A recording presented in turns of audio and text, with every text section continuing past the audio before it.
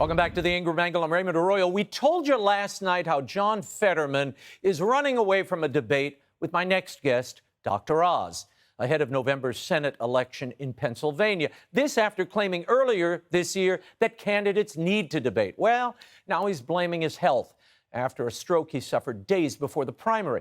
When asked how Pennsylvanians could be assured that he'd be able to represent them if he won, he reacted by trashing Dr. Oz.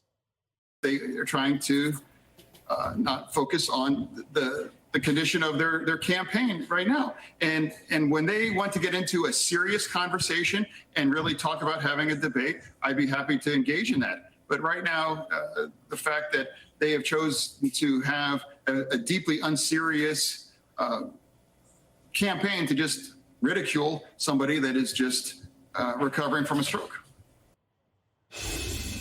I'll bet that makes much more sense in closed captioning.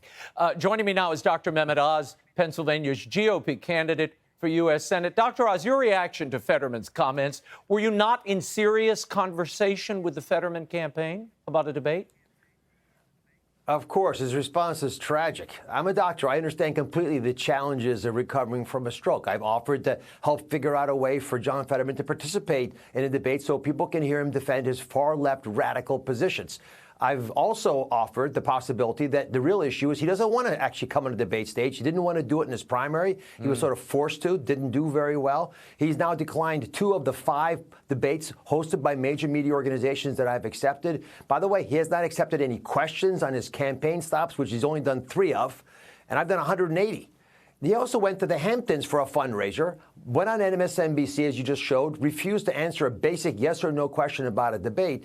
I think he's avoiding responsibility for his radical statements, and he's out of touch with mainstream Pennsylvania values. And by the way, he's getting a ton of money pouring in from the coast, from people who don't know how dangerous he is. If you're worried about that, go to DrOz.com and support my campaign. We're going to win in November, but we've got to have the ability to define who he is. Dr. Oz, he has tried to label you as a carpetbagger. I mean, if you listen to these ads, you know, you're practically Frankie Valli. You're a Jersey boy forever and ever if you listen to those ads. How do you escape that label? People in Pennsylvania don't care where you're from. They care what you stand for. By the way, I grew up just south of Philadelphia, went to medical school in Philly. I mean, I've got plenty of roots here. Yeah. The issue for John Fetterman is he doesn't want to talk about the real challenges that Pennsylvanians face. I'll give you an example. He wants to release 1/3 of all prisoners, no life sentences, legalize all drugs. I mean, what's he thinking? Homicides have increased 60% here in Philadelphia since he took office. People in Pennsylvania want solutions. They want someone who's going to fix the problems that they're struggling with at their kitchen table. I'm the person to do that. John Fetterman doesn't want to talk about those topics. Dr. Oz, as you just mentioned, Fetterman says it's high time to legalize marijuana. Listen. The war on drugs needs to stop, and we need to legalize weed across this country. Then you add in the revenue, then you add in the jobs for our farmers, for our veterans, and just the freedom of it. This idea that we have allowed a plant to be illegal and criminalized in this country is absurd. Now, Fetterman is marching in a Labor Day parade with Joe Biden and asking him to legalize marijuana before he arrives. Now, Fetterman's also launching a large-scale pardoning project for people with nonviolent marijuana criminal convictions in Pennsylvania. Dr. Oz, first, what's your reaction to this legalization and this pardoning project? And why is he only marching with Joe Biden, do you think? Well, I didn't join Joe Biden for either of the 2 other events he had in Pennsylvania. Listen, my issue is that he wants to legalize all drugs. He even supports heroin injection sites. And we have the largest open-air drug market in the country here in Philadelphia. It's destroying the city. Fetterman is out of touch with what's going on in Pennsylvania. He's completely missing the target. Pennsylvanians need help in the things that they're struggling with right now. That includes cost of living, crime, and the open border with fentanyl that's hurting our young ones. Now, Dr. Oz, I do need to get you on the record here. Just 2 years ago, you said that weed was an underused tool and that it was safer than alcohol. What changed? Oh, no, I'm supportive of medical marijuana. I think with the doctor's involvement, especially for seniors who have end-of-life issues, suffering from pain, I think it's a safer solution than, for example, narcotics in many cases. But it has to be studied, and we have to understand it, and therefore physicians should be involved. I don't want to give marijuana to every young person in America who's struggling with getting through their day. We already have a problem with getting folks mobilized to enter the workforce. I think that's a slippery slope. Doctor, I need to talk to you also about the polls. Polls are tightening here. Fetterman's only up 4 in one of the most recent polls I saw. That is a big plummet for him. Why do you think these polls are tightening so?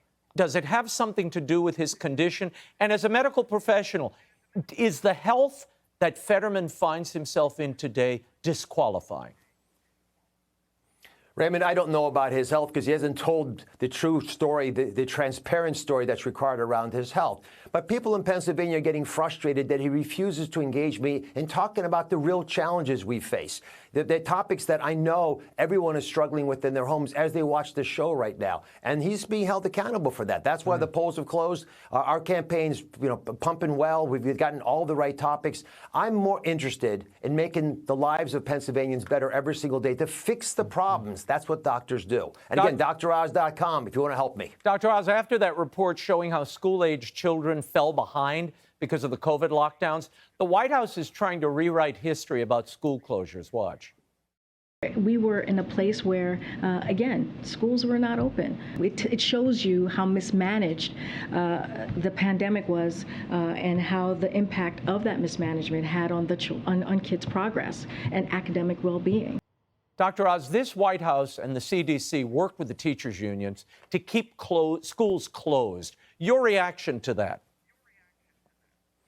Raymond, the White House weaponized science. And when you mix politics and science, politics and medicine, you get politics. That's all that's left. They literally pushed us to close schools, to offer mandates. Here in Philadelphia, we have mask mandates again for children in school, and preschoolers have to wear them all year round. There's no medical defense for that, and yet they're willing to do it because the teachers' unions desire it. I don't understand the benefit, and more importantly, I appreciate the damage that's done by putting a mask on a child, not letting them see the world and see the mouths of people talking to them, because they don't learn as well. No, it's an outrage, and you see the horrible scoring in that nation's report card today. Dr. Mehmet Oz, I thank you for being here. Hey, Sean Hannity here. Hey, click here to subscribe to Fox News YouTube page and catch our hottest interviews and most compelling analysis. You will not get it anywhere else.